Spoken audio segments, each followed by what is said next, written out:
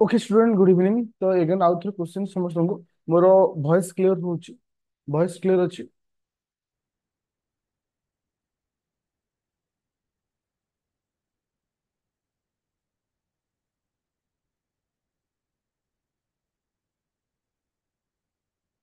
Okay PDF clear अछि PDF. अच्छा PDF समस्त क्लियर होची। हाँ थैंक यू।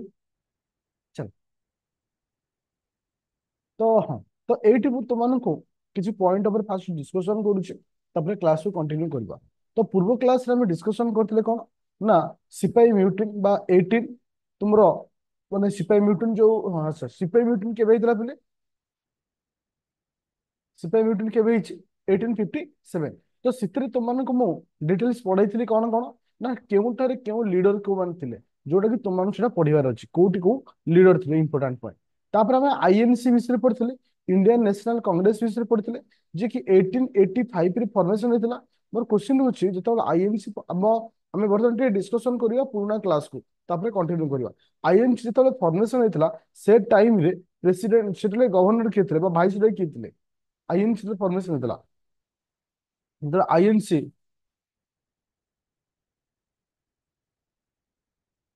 जोटा कि लास्ट क्लास रे मैं पढ़ी थैंक यू। ओके अच्छा आईएनसी रो प्रथम प्रेसिडेंट किए थे आईएनसी रो प्रथम प्रेसिडेंट किए थे first president W C Banerjee बा उमेश चंद्र बनर्जी। आईएनसी को फॉर्मेशन करथिले किस आईएनसी एओ ह्यूम किस एओ ह्यूम। अच्छा आईएनसी रो प्रथम फीमेल प्रेसिडेंट किए थे आईएनसी रो प्रथम फीमेल प्रेसिडेंट अन्नी बेसेंट। आईएनसी रो प्रथम इंडियन लेडी प्रेसिडेंट किए थे इंडियन लेडी। अच्छा आमार सोनार बांग्ला आमार सोनार बांग्ला आर स्लोगान किए देथिले रविंद्रनाथ टैगोर। अच्छा Amar Sonar Bangla became a national anthem in Bangladesh in which year को वर्ष एटा नेशनल आंथम हेतिला 1972 रे हेतिला। तो हाँ ओके थैंक यू। तो ऑलरेडी आम डिस्कशन पूर्व क्लास रे को पर्यंत डिस्कशन करथिले पिले पूर्व क्लास रे हम केउ पर्यंत डिस्कशन करथिले 1909 पर्यंत 1909 पर्यंत आम डिस्कशन करथिले। ଆଉ ସେଇଥିରେ ଆମେ ଡିସ୍କସନ କରିଥିଲେ ଯେତେବେଳେ ପାର୍ଟିସନ ଅଫ ଆମର 1909 ର ମର୍ଲିମେଣ୍ଟ ରିଫର୍ମ ଆସିଥିଲା ଯେ ଆକ୍ଚୁଆଲି ମର୍ଲିମେଣ୍ଟ ରିଫର୍ମ କାହିଁକି ହେଇଥିଲା ସେପାରେଟ ଇଲେକ୍ଟୋରେଟ ବିଷୟରେ ପଢିଥିଲେ। ଆଉ ମୁସଲିମ ଲିଗ ମାନଙ୍କର ଆଉ ମର୍ଲିମେଣ୍ଟ ରିଫର୍ମ ସହିତ କଣ ମାନେ ମାନେ ତାଙ୍କ ଭିତରେ ରିଲେସନ ଥିଲା ସେ ବିଷୟରେ ମଧ୍ୟ ଡିସ୍କସନ କରିଥିଲେ। ତ ଆଜି ଯୋଉ ଟପିକ ଆମେ ପଢିବା ତ ଏଥିରେ ଟିକେ ମୁଁ ଆଉ ଟିକେ ପୁରୁଣା ପାଠକୁ ଆଡ କରିକି ଏଟାକୁ କଣ୍ଟିନ୍ୟୁ କରିବି। ତ ଏଥିରେ ଆସିଲା ଫାଷ୍ଟ ଫେଜ ଅଫ ରିଭଲ୍ୟୁସନ। ତ ଆମ ଯୋଉ ରିଭଲ୍ୟୁସନ ହେଇଥିଲା ଯୋଉ ଆମର ଯୋଉ ଇଣ୍ଡିପେଣ୍ଡେଣ୍ଟ ପାଇଁ ଯୋଉ ରିଭଲ୍ୟୁସନ ହେଇଥିଲା ତାର ଫାଷ୍ଟ ଫେଜ ବିଷୟରେ ଆମେ ଡିସ୍କସନ କରିବା। ଦେଖ ଯେତେବେଳେ ଯେତେବେଳେ ଆମର ଫାଷ୍ଟ ଫେଜ ଅଫ ରିଭଲ୍ୟୁସନ ହଉଛି ତ ସାଧାରଣତଃ ଫାଷ୍ଟ ଫେଜ ର ରିଭଲ୍ୟୁସନ ଆମେ କେଉଁଠୁ କେଉଁ ପର୍ଯ୍ୟନ୍ତ ଧରୁଛେ ମନେ ରଖିଥିଲେ 1906-07 ପାଖରୁ ଆରମ୍ଭ କରି 1915 ମସିହା ପର୍ଯ୍ୟନ୍ତ ଆମେ ଫାଷ୍ଟ ଫେଜ ଅଫ ରିଭଲ୍ୟୁସନ ବୋଲି କହୁଛେ। କାହିଁକି ନା ତାପରେ ମହାତ୍ମା ଗାନ୍ଧୀ ଆସିଛନ୍ତି ତାକୁ ଆମେ ସେକେଣ୍ଡ ଫେଜ ବୋଲି କହୁଛେ। କିନ୍ତୁ ଫାଷ୍ଟ ଫେଜ ଯଦି ରିଭଲ୍ୟୁସନ ଦେଖୁଛେ ସାଧାରଣତଃ ପର୍ଟିକୁଲାର କେଉଁ କେଉଁ ଏରିଆରେ ରିଭଲ୍ୟୁସନ ସବୁଠାରୁ ମାନେ ହାଏଷ୍ଟ ମାନେ ପିକ୍ ନେଇଥିଲା ଯେମିତି କି ମାନେ ତୁମର revolution activity in Bengal in Punjab. ତ ଏଇ ସବୁ ଏରିଆରେ ହିଁ ତୁମର ପ୍ରଥମ ଷ୍ଟେପ ଯାଇଥିଲା କାହା ରିଗାର୍ଡିଂ ନା ରିଭଲ୍ୟୁସନ ଏଗେନ୍ଷ୍ଟରେ ଯାଇଥିଲା ମାନେ ରିଭଲ୍ୟୁସନ ସେଇଠୁ ସୃଷ୍ଟି ହେଇଥିଲା। ତ ଆମର ଇମ୍ପୋର୍ଟାଣ୍ଟ ହଉଛି କି ସେ ନା ବେଙ୍ଗଲରେ ଯୋଉ ଜିନିଷଟା ହେଇଥିଲା ଆଉ ପଞ୍ଜାବରେ ଯାହା ହେଇଥିଲା ତାକୁ ବିଷୟରେ ଟିକେ ଡିସ୍କସନ କରିବା କାହିଁକିନା ତା ଉପରେ ଟିକେ କ୍ୱେଶ୍ଚିନ୍ ଆସିଥାଏ। ତ ପ୍ରଥମେ ଆମେ ସେଇ ପଏଣ୍ଟରେ ଦେଖିବା ରିଭଲ୍ୟୁସନ ଆକ୍ଟିଭିଟି ଇନ୍ ବେଙ୍ଗଲ। ତ ବେଙ୍ଗଲରେ ରିଭଲ୍ୟୁସନର ଆକ୍ଟିଭିଟିଟା କେମିତି ଷ୍ଟାର୍ଟିଂ ରୁ ଥିଲା ଦେଖ। ଆଚ୍ଛା ଆଚ୍ଛା ତ ଫାଷ୍ଟ ରିଭଲ୍ୟୁସନାରୀ ଅର୍ଗାନାଇଜେସନ ଅନୁଶୀଳନୀ ସମିତି ୱାଜ ଫର୍ମଡ 1902 ମସିହାରେ। ଇଟ୍ is a very important point. ଯେତେବେଳେ ଆମର ଭାରତରେ ଇଂରେଜ ବିରୁଦ୍ଧରେ ଯୋଉ ରିଭଲ୍ୟୁସନ ଷ୍ଟାର୍ଟ ହେଇଥିଲା ତାର ପ୍ରଥମ ସମିତି ଯାହାକୁ ଆମେ କହୁଛେ ଅନୁଶୀଳନ ସମିତି ବୋଲି ଆମେ ଯୋଉ କହୁଛେ ଏଇଟା କେବେ ଫର୍ମେସନ ହେଇଥିଲା ନା 1902 ମସିହାରେ ଫର୍ମେସନ ହେଇଥିଲା। ଜେ ନାଥ ବୋଷ ବା ମାନେ ଇଏ କି ସେନା किए से फॉर्मेशन करछन्ती ना मन रखिबो बासु किए से ना जेएन बासु तक कोन करछन्ती फॉर्मेशन करछन्ती ए नाम टाको मन रखिबो गोटे इंपोर्टेंट पॉइंट रे रहउची तो एटा आउ गोटे पॉइंट इथिरे कोन इंपोर्टेंट रहउची तो ए जो समिति से तयारी करितले ए समिति रे इथिरे गोटे वीकली से मैगजीन बाहर करथिले जहा थ्रू रे ए रिवोल्यूशन को से आगु को नउतले से वीकली रो मैगजीन ना कोन थिला युगांतर YAGAN युगांतर जोटा कि तुमर 1905-6 मसीहा पाखापाखि समय मैगजीन बाहर थिला तो इथिरे दुईटी पॉइंट आम इंपोर्टेंट होची प्रथम पॉइंट होची कोन से जो मैगजीन बाहर थिला मैगजीन गोटे इंपोर्टेंट पॉइंट सेकंड पॉइंट होची जे फास्ट लेखिबा कांबा डिटेल्स में लिखिची मु से पॉइंट को तुमको बुझौची लेखिया दरकार नहीं हिस्ट्री थर्ड टा अपलोड ହେଇନି आर सहित मिसिंग टा अपलोड हम हां तापर आसिला फास्ट रिवोल्यूशनरी ऑर्गेनाइजेशन रो नाम कोन थिला जदल बेंगल रे प्रथमे रिवोल्यूशन आरंभ होइतला रिवोल्यूशन जदल बेंगल रे से ऑर्गेनाइजेशन रो नाम कोन थिला फास्ट रिवोल्यूशनरी ऑर्गेनाइजेशन नाम कोन थिला थैंक यू तार हेड की देथिले बा ताको नेतृत्व की नेथिले अच्छा तो एई दीटा जिनिस चली सारा पर तो एठी सुनो एटा तो 1906 मसिया रे से माने मैगजीन बाहर कले तो आमार सुना तुमरो पार्टीशन ऑफ बेंगल विषय रे हमें ऑलरेडी पढ़ी छे सेई म्हणजे बांग्लादेश जो बेंगल रे 1912 मसिया रे सेई बेंगल रे 1912 मसिया रे गोटे इंपोर्टेंट गोटे माने कोन हेतला ना इंसिडेंट हेतला कहा द्वारा हेतला ना राजबिहारी बोस कहा द्वारा राजबिहारी बोस जो 1912 मसीह सेतबले जे थांती भाइस रॉय किसे ना हार्डिन तो तांका ऊपर बम अटैक करथिले किसे हार्डिन को ऊपर किसे ना राजबिहारी बोस केबे ना 1912 मसीहा डिसेंबर रे बम अटैक करथिले ए बम अटैक करसेला परे से ऑलरेडी भारत छाड़ी किरी बाहर को पळै छथि तापर जाई कि से गोटे निजर संगठन आरंभ करछथि ताले एठी हमें मन रखिबा जे तमर जो भाइस रॉय थिले हार्डिन जो थिले जो हमरो दिल्ली दरबार रे पार्टिसिपेट करने आसीथिले तो सेती बेले तांको ऊपर जो बम पकेइथिले किए से ना राजबिहारी बोस बम पकेइथिले आ से समय रे आमे देखिले बांग्लादेश रे 1911 मसीहा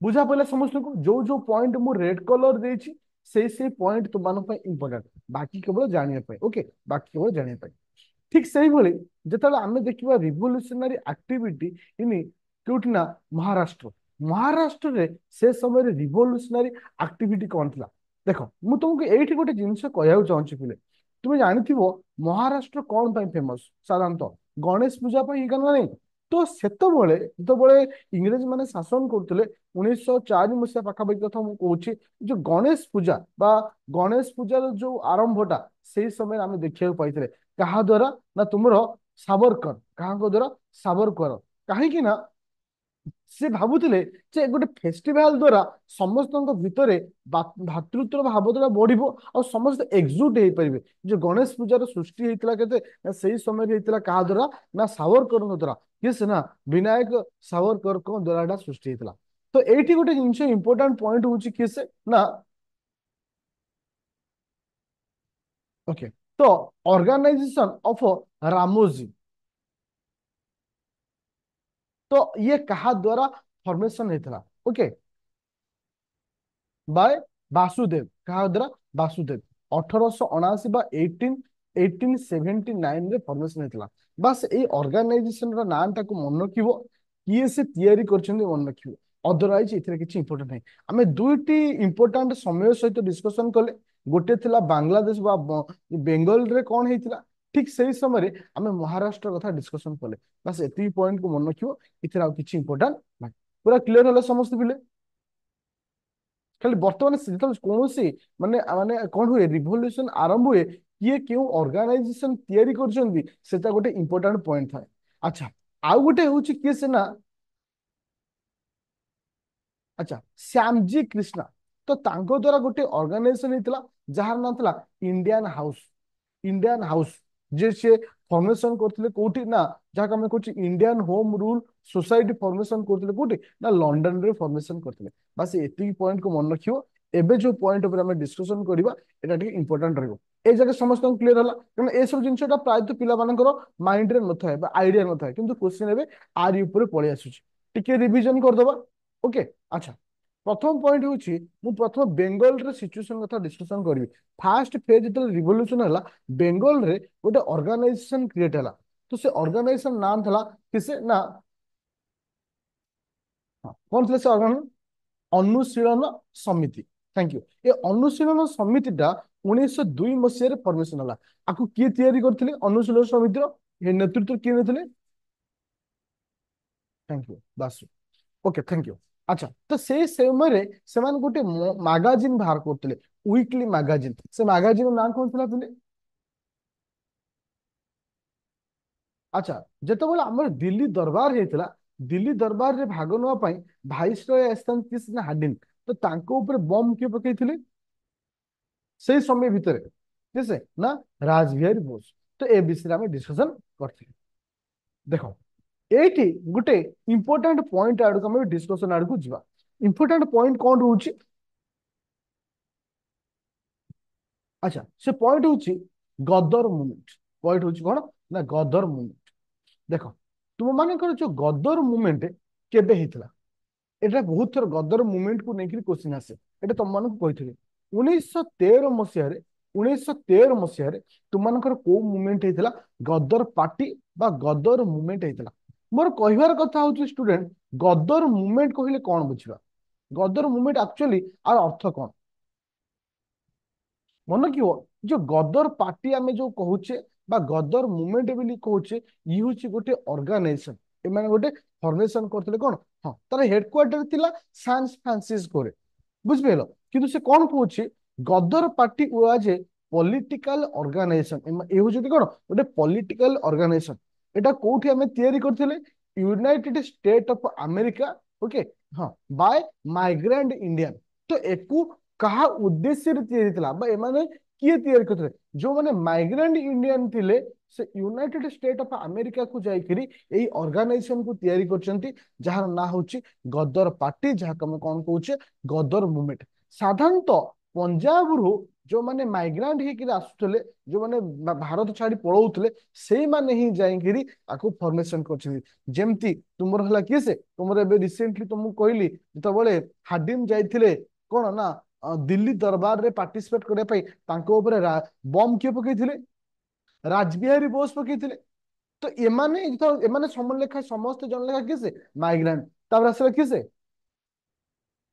सोहम सिंह ओके सोहम सिंह रहिले हाँ किसे ना तुम मानकर होची राजबिहारी बोस रहिले तो एमाने सब लिखिसे ना पंजाब साइड रु प्रायतः माइग्रेंट माने जाइकिरी ए मूवमेंट को बा ए ऑर्गेनाइजेशन को तयारी करछन्ती कोठी तयारी करछन्ती ना यूनाइटेड स्टेट ऑफ अमेरिका रे तयारी करछन्ती किसे ना माइग्रेंट इंडियन माने तयारी करछन्ती तो इथे आ गोटे इंपोर्टेंट पॉइंट होची आर हेडक्वार्टर एमाने कोड रखथिले मन रखिबा सैन फ्रांसिस्को रे एमाने आकर हेडक्वार्टर रखथिले बुझा पड़ला समस्त को ताले पूरा clear hello San Francisco USA देखो ताले आमे एठी क्लियर हेले कोन देखो प्रत्येक रिवोल्यूशन सहित आउ गोटे कनेक्शन होची केमती 1912 मसिया रे आमे कोन देखिले काहा ऊपर बम पइला हार्डिन को ऊपर बम पकेले किसे राजबिहारी बोस तो एमती जो छोट छोट माइग्रेंट माने रहिले से माने जाइकिरी 1913 मसिया रे कोन तयारी कले ना 13 मसिया तयारी कले गदर मूवमेंट तो गदर मूवमेंट समस्त क्लियर गदर पार्टी केमती फॉर्मेशन होला और गदर पार्टी रो हेडक्वार्टर कोउठ रहउची आ गदर पार्टी कोउठ थिला एमन केमती फॉर्मेशन करथिले पूरा क्लियर खाली ए जो पार्टी रे दुई जण लोकंकर नाम मन रखिबो जण होचंती राजबिहारी बोस आउट होची किसे ना सोन सिंह ओके अच्छा जो हमर जो थिले किसे जो गदर पार्टी थिला तो ये भारत रे मूवमेंट को केमती चलाउथले से गोटे वीकली न्यूज पेपर बाहर करथिले से पेपर ना थिला Ghadar the Ghadar weekly newspaper बाहर करथिले तार ना थिला द गदर पूरा क्लियर पूरा क्लियर ओके थैंक यू तो वर्तमान आमे डिस्कशन करिबा आ गोटे इंसिडेंट कथा से इंसिडेंट रो ना होची कामागत मारु इंसिडेंट आ गोटे इंसिडेंट कोन थला ना कामागत मारु इंसिडेंट ये जो कामागत मारु इंसिडेंट टा एटा यूपीएससी हो ओपीएससी हो बहुत थर क्वेश्चन आसी कामागत मारु इंसिडेंट टा 1914 मसिया रे ରାସବିହାରୀ ଘୋଷ। ହଁ, ତ କାମାଗତ ମାରୁ ଇନସିଡେଣ୍ଟଟା କେବେ ହେଇଥିଲା? 1914 ମସିହାରେ ହେଇଥିଲା। ମୋର ଏଇଠି ଯୋଉ କଥାଟି ମୁଁ ତମମାନଙ୍କୁ କହିବାକୁ ଚାହୁଁଛି, ଆକ୍ଚୁଆଲି କାମାଗତ ମାରୁ ଇନସିଡେଣ୍ଟ କହିଲେ କଣ ବୁଝିବ? କାହାର ଆଇଡିଆ ଅଛି? ଆକ୍ଚୁଆଲି ସେଠି କଣ ହେଇଥିଲା କାମାଗତ ମାରୁ ଇନସିଡେଣ୍ଟ? ଦେଖ, ଗୋଟେ ଜାହାଜର ନାଁ ବା ଗୋଟେ ସିପ ର ନାଁ ଥିଲା ହଉଛି କାମାଗତ। ଗୋଟେ ଡଙ୍ଗାର ନାଁ ଥିଲା କାମାଗତ। ଆଚ୍ଛା, ସେ ଡଙ୍ଗାଟା କେଉଁ କଣ୍ଟ୍ରିର? ନା ଜାପାନିଜ ସିପ୍। ମନେ ରଖିବ, ଜାପାନର ଗୋଟେ ସିପ୍। ଏ ସିପ୍ ଟା କୁଆଡକୁ ଯାଉଥିଲା? ନା କାନାଡା ଯାଉଥିଲା। ଇଣ୍ଡିଆ ଦେଇକିରି କାନାଡା ସେ ସିପ୍ ଯିବ। ଯେତେବେଳେ କାନାଡା ଯାଉଥିଲା, ସେଥିରେ କଣ ହେଲେ ନା ଭାରତର କିଛି ଲୋକ, ଯେମିତି କି କିଛି ମୁସଲମାନ, କିଛି ହିନ୍ଦୁ, କିଛି ଶିଖ ମାନେ, ସମସ୍ତେ ସେ ମାନେ ମାଇଗ୍ରାଣ୍ଟ ଥିଲେ ନା, ସେମାନେ ଭାରତ ଛାଡି ଯିବା ପାଇଁ ଚାହୁଁଥିଲେ। ତ ଏଇ ଜାହାଜରେ ସେମାନେ ପଳେଇ ଯିବାକୁ ବାହାରିଲେ। ତ ଯେତେବେଳେ ସେମାନେ ଯାଇକିରି କୋଉଠି ପହଞ୍ଚିଲେ? ନା କାନାଡା। କୋଉଠି ପହଞ୍ଚିଲେ? କାନାଡାରେ ପହଞ୍ଚିଲେ। ଯେତେବେଳେ କାନାଡାରେ ପହଞ୍ଚିଲେ, ପହଞ୍ଚିଲା ବେଳକୁ କାନାଡାର ଯୋଉ ସରକାର ଥିଲା, ଏଇ ଯୋଉ ମାଇଗ୍ରାଣ୍ଟ ପିପୁଲ ମାନଙ୍କ ପାଇଁ ରେଷ୍ଟ୍ରିକ୍ସନ ରଖିଦେଲେ ଯେ ତୁମମାନଙ୍କୁ ଆଉ କାନାଡାକୁ ଆଲାଉ କରାଯିବ ନାହିଁ। ଯେତେବେଳେ ଏଇ ଜିନିଷ ହେଲା, ଭାରତରେ ଯୋଉମାନେ ଲୋକ ଥିଲେ ସେ ସିପ୍ ରେ ଥାନ୍ତି କେଇ ଜଣ? ନା 376 ପ୍ୟାସେଞ୍ଜର ଫ୍ରମ ପଞ୍ଜାବ। ଓକେ, ଆଉ ସେଥିରୁ ମଧ୍ୟ ଥାନ୍ତି ହଉଛି କେତେ? ନା 34 ଜଣ ମୁସଲିମ, ହିନ୍ଦୁ, ଏମିତି ବିଭିନ୍ନ ଭାରତୀୟ ଲୋକମାନେ ଥାନ୍ତି। ତ ଏବେ ଅସୁବିଧା କଣ ହେଲା? ଏଇ ସିପ୍ ଟା ଏଗେନ ରିଟର୍ନ କଲା କୋଉଠିକି? ନା ଇଣ୍ଡିଆକୁ। ଏଗେନ ରିଟର୍ନ କଲା କୋଉଠି? ଇଣ୍ଡିଆକୁ। ଇଣ୍ଡିଆରେ ଯେତେବେଳେ ସେ କାଲକାଟା ପୋର୍ଟରେ ଆସି ପହଞ୍ଚିଲା, କାଲକାଟାରେ ଆସି ପହଞ୍ଚିଲା, ଇଣ୍ଡିଆରେ ଶାସନ କରୁଥିଲେ କୋଉମାନେ? ଇଣ୍ଡିଆରେ ଶାସନ କରୁଥିଲେ କୋଉମାନେ ସେ ଟାଇମରେ? ବ୍ରିଟିଶ ମାନେ।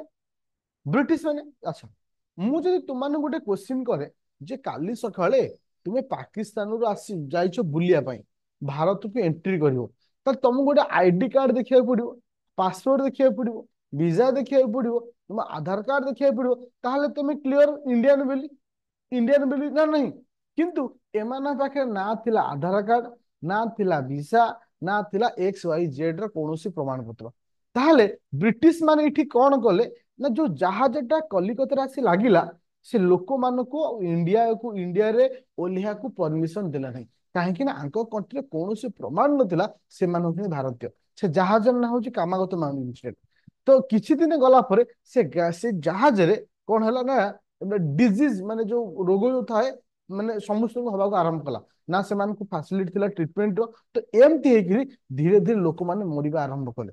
ଏଇ ଯୋଉ ଇନସିଡେଣ୍ଟଟା ହେଇଥିଲା, ଆକୁ ହିଁ କୁହାଯାଏ କାମାଗତ ମାରୁ ଇନସିଡେଣ୍ଟ, ଯୋଉଟା କି ତୁମର ହେଇଥିଲା କେବେ? ନା 1914 ମସିହାରେ। କାମାଗତ ମାରୁ ଇନସିଡେଣ୍ଟ ଏଥିପାଇଁ ତାକୁ କୁହାଯାଏ, ସେ ସିପ୍ ର ନାଁ ଥିଲା ହଉଛି କାମାଗତ ସିପ୍, ଯୋଉଟା କି ଜାପାନିଜ ସିପ୍। ପୁରା କ୍ଲିୟର ହলো ସମସ୍ତେ? ଯୋଉଠି, ହଁ, ଯୋଉଠି ତୁମ ମାନଙ୍କର 340 ଜଣ ଶିଖ ବାଲା ଥିଲେ, ମୁସଲିମ ଥିଲେ, ହିନ୍ଦୁ ମାନେ ରହୁଥିଲେ। ଯେତେବେଳେ ଜାହାଜ ଭିତରେ ଏଇ ଜିନିଷ ହେଲା, ତ ଅଟୋମେଟିକ ଭାରତ ଉପରେ ପ୍ରଭାବ ପଡିଲା। ଯେହେତୁ 340 ଜଣ ଲୋକ ଆଫେକ୍ଟେଡ ହେଲେ ପଞ୍ଜାବ ସାଇଡରୁ, ପଞ୍ଜାବରେ ବିଦ୍ରୋହ ଆରମ୍ଭ ହେଲା। ଯେମିତି ସପୋଜ ଆମ ଭାରତର କିଛି ଲୋକ ଗୋଟେ ଜାଗାରେ ଫସିଯିବେ, ତାକୁ ଭାରତ ସରକାର ଉଦ୍ଧାର କରିବନି କିମ୍ବା ଇଏ କରିବ, ଆମ ଭାରତରେ ପ୍ରୋଟେଷ୍ଟ କରିବା ଆରମ୍ଭ ହେଇଯିବ। ଠିକ ସେଇଭଳି ସେ ବିଦ୍ରୋହ ଦେଖିବାକୁ ପାଇଥିଲୁ ଆମେ। ପୁରା କ୍ଲିୟର? କାମାଗତ ମାରୁ ଇନସିଡେଣ୍ଟ। ତା ପୂର୍ବ ଥିଲା କଣ? ନା ଗଦର ପାର୍ଟି ବା ଗଦର ମୁଭମେଣ୍ଟ। ଗଦର ମୁଭମେଣ୍ଟ ଆଉ କାମାଗତ ମାରୁ ଇନସିଡେଣ୍ଟ, ଏ ଦିଟା ଜିନିଷ କ୍ଲିୟର ହେଲା ସମସ୍ତେ? କାହାର କିଛି ଡାଉଟ ଅଛି କି? ଆଚ୍ଛା, ବର୍ତ୍ତମାନ ଆମେ ଦେଖିବା ନେକ୍ସଟ ପଏଣ୍ଟ ହଉଛି home rule league movement. It is a very important movement. Okay,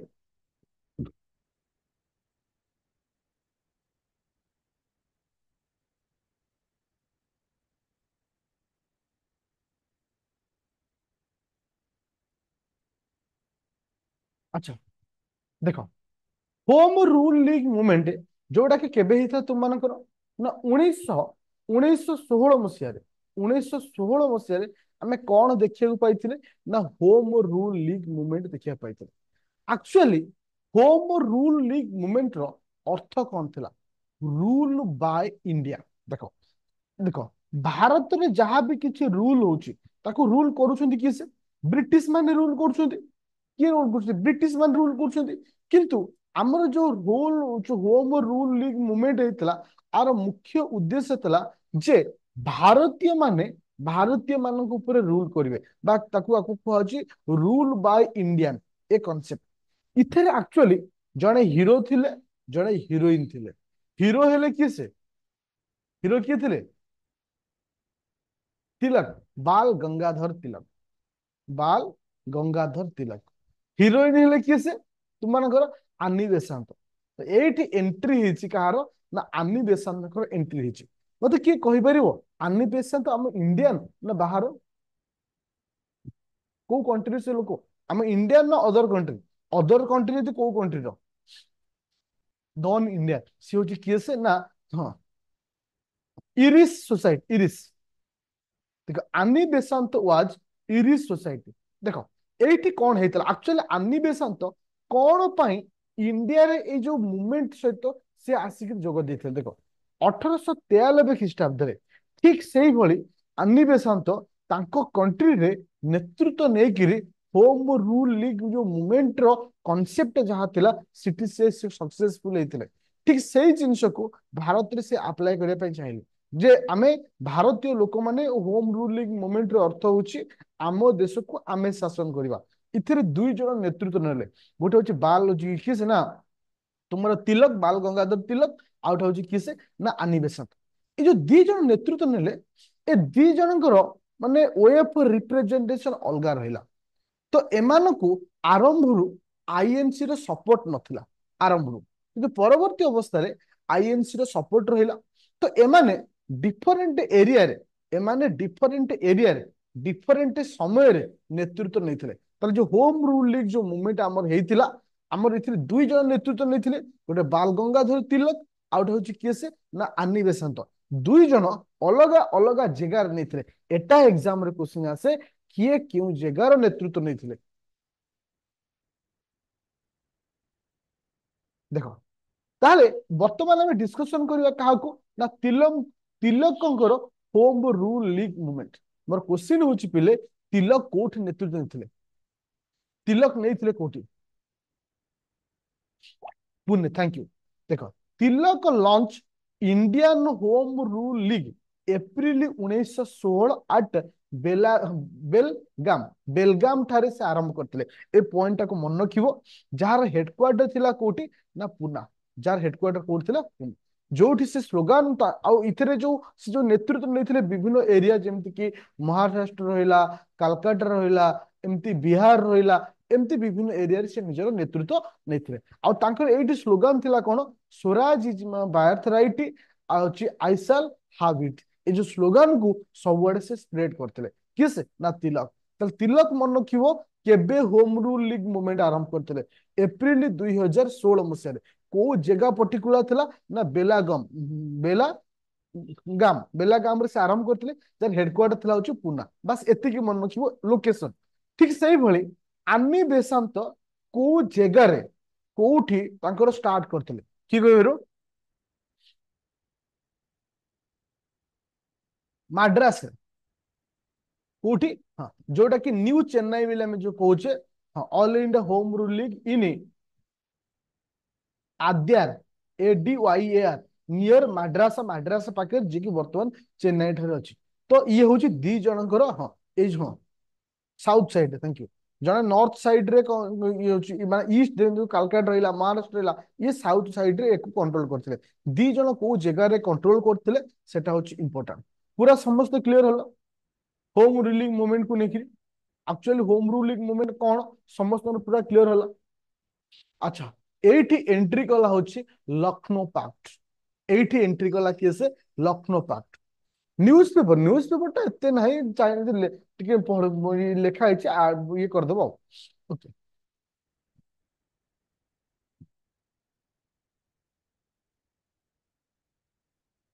okay एबे आसिला लखनऊ पैक्ट मोर कहबार कथा होची पिले एक्चुअली हाँ एक्चुअली लखनऊ पैक्ट रे गोटे इतिहास रे परिवर्तन हेतला देखो गोटे कुहा जाए जमती मिलन गोटे जिनस थाए से होची लखनऊ पैक्ट होची दीटा मिलन हेतला कौन हेतला इटी ना इटी देखो तुम मानकर वर्तमान सुधा मुस्लिम लीग आउ आईएनसी ए पर्यंत सांग होकर काम कर ए दी जनकर डिफरेंट डायरेक्शन थिला କିନ୍ତୁ ଏଇ ଯୋଉ ଲକ୍ଷ୍ନୌ ପାକ୍ଟ ରେ ଏଇ ମାନେ ହିଁ ବର୍ତ୍ତମାନ ଠାରୁ ସେମାନେ ମିଳିତ ଉପାୟରେ କାମ କରିବା ପାଇଁ ଷ୍ଟାର୍ଟ କରିଥିଲେ। ଦେଖ, sign between sign between the Indian National Congress and All India Muslim League December 2016 Lucknow. ଯେହେତୁ ଏ ଦୁଇ ଜଣଙ୍କ ଭିତରେ ଗୋଟେ ସାଇନ୍ ହେଇଥିଲା, ଗୋଟେ ଏଗ୍ରିମେଣ୍ଟ ହେଇଥିଲା, ତ ସେଥିପାଇଁ ଏଟା ଯେହେତୁ ଲକ୍ଷ୍ନୌରେ ହେଇଥିଲା, ତ ଆକୁ ଆମେ କଣ ଦେଇଦେଲେ ଲକ୍ଷ୍ନୌ ପାକ୍ଟ ବା ଲକ୍ଷ୍ନୌ ର ପାକ୍ଟ ବୋଲି ଆମେ କହିଲେ। ଆଉ ମନେ ରଖିବ ଏ ଦି ଜଣ ହିଁ ସେଠି କଣ ହେଲେ ନା। ଆଚ୍ଛା, ଆଉ କଣ ହେଇଥିଲା କିଏ କହିପାରିବ? ଏଇ ଜାଗାରେ ଆଉ କଣ ହେଇଥିଲା? ଏଇ ଜାଗାରେ କଣ ଥିଲା? ଆଉ ଦୁଇ ଜଣ ମନେ ରଖିବ, ଏଇଠି ଯୋଉ ଆଇଏନସି ଭିତରେ ଯୋଉ ତଫାତ ହେଇନଥିଲା, ଯୋଉ ମନେ ପକାଅ 1907 ମସିହା କଥା, 1907 ମସିହା କଥା ମନେ ପକାଅ। କଣ ହେଇଥିଲା? ମଡରେଟ ଆଉ ଏକ୍ସଟ୍ରିମ ଯୋଉ ଦି ଦଳ ନଥିଲେ, ମଡରେଟ ଆଉ ଏକ୍ସଟ୍ରିମ। ତାହେଲେ ମୁଁ ଏଇଠି ଗୋଟେ କ୍ୱେଶ୍ଚିନ୍ ସମସ୍ତଙ୍କୁ ପଚାରିବାକୁ ଚାହୁଁଛି ପିଲେ, ମଡରେଟ ର ହଁ ମଡରେଟ ର ନେତୃତ୍ୱ କିଏ ନେଇଥିଲା? ଆଇଏନସି ଯୋଉ ମଡରେଟ ର ନେତୃତ୍ୱ କିଏ ନେଇଥିଲେ? ଜିକେ ଗୋଖଲେ। ଆଉ ଏକ୍ସଟ୍ରିମ ର ନେତୃତ୍ୱ କିଏ ନେଇଥିଲେ? ଏକ୍ସଟ୍ରିମ ହଉଛି କଣ? ବାଲ ଗଙ୍ଗାଧର ତିଲକ। ତ ଏଇଠି ଏମାନେ ପରସ୍ପର ଏଗେନ ମିଶି ଯାଇଥିଲେ, ପରସ୍ପର ମିଶି ଯାଇଥିଲେ। ଆଉ ମିଶି ଗଲା ପରେ ହଁ ଦେଖ, ଏଇଠି ଗୋଟେ କ୍ୱେଶ୍ଚିନ୍ ପଚାରୁଛି ପିଲେ, ଯେ କ୍ୱେଶ୍ଚିନ୍ ପଚାରୁଛି ଯେ ଆମ ଯୋଉ ମୁସଲିମ ଲିଗ ଥିଲା, ଏ ମୁସଲିମ ଲିଗ ର ଲିଡର ସେ ସମୟରେ କିଏ ଥିଲେ? ମୁସଲିମ ଲିଗ ର ଲିଡର କିଏ ଥିଲେ? मोहम्मद अली जिना। किए थे? मोहम्मद अली जिना। पूरा बुझ। तो एमानकर मुख्य उद्देश्य बा टार्गेट थिला सेल्फ गवर्नमेंट। कौन थिला? सेल्फ गवर्नमेंट, जोटा कि सबुठ इंपोर्टेंट। तले लखनऊ पैक्ट कहले कौन बुझिलो? 1916 मसिया रे दिला, जोठी कौन हेतिला ना आईएनसी आ मुस्लिम लीग भितरे एग्रीमेंट साइन हेतिला बा माने चुक्तिनामा स्थापन हेतिला। तो सेति पे ताको जेहेतु लखनऊ रे हेतिला, हां फादर ऑफ पाकिस्तान बिला हम कहूचे। हाँ, तो तो एटी जिन्ना एंट्री होगा 1915 को मुझे जस्ट आउ गतकाली क्लास रे पढ़ेबी, जोटा कि महात्मा गांधी एंट्री दी बापू एंट्री भी होगा ये। चल, अच्छा, ये जो दी जन जो साइन होता है एग्रीमेंट रे, आमर जो सेपरेट इलेक्टोरल इथे अप्रूवल दिया। मन रखियो, सेपरेट जो इलेक्टोरल थिला एठी मध्ये कोन लगा इथे अप्रूवल दियाला। ठीक 1916 मसिया परे परे, ठीक 1916 मसिया परे परे आसिला कॉन्सेप्ट कौन ना अगस्ट डिक्लेरेशन। अगस्ट डिक्लेरेशन एटा बहुत थर क्वेश्चन आसी। अगस्ट डिक्लेरेशन केबे आसला? देखो केबे आसला? 1917 मसिया काहाद्रन एडविन, EDWIN। तो इडविन को द्वारा जो अगस्ट डिक्लेरेशन आसला, से हाउस ऑफ जो कॉमन जो नथिला तांका हाउस रे ये समस्त कथा से रिप्रेजेंट करतले। आकु ही को जे अगस्ट डिक्लेरेशन। अगस्ट डिक्लेरेशन जो माने इंग्लैंड जो हाउस अछि, हाउस ऑफ कॉमन जो अछि, से जगह सब जो डिक्लेयर हेतला जे भारत सरकार को कोन दरकार, से माने कोन चाहउछथि ए समस्त जिंस।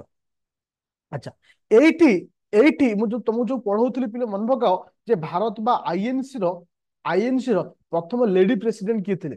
तुम कहते आईएनसी रो प्रथम लेडी प्रेसिडेंट किए थे? आनी बेसेंट थे।